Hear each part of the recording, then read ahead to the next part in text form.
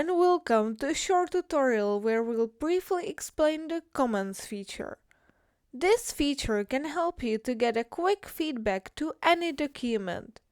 It allows you to make your job easier and keep the information you need for your content in one place.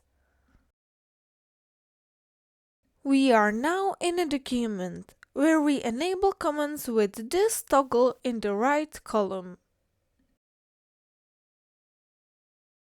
When the page is published, the following icons will pop up for each element, not just for us, but for everyone.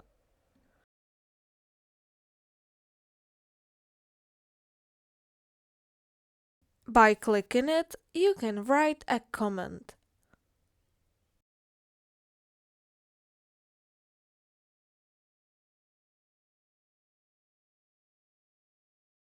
When the comment is there, you can easily reply to it.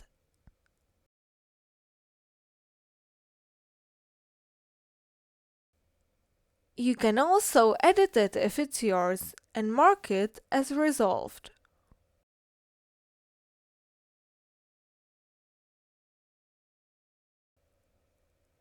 Of course, there is also the option to write another comment. I hope this tutorial has helped you with using the comments feature and has made especially your teamwork more efficient.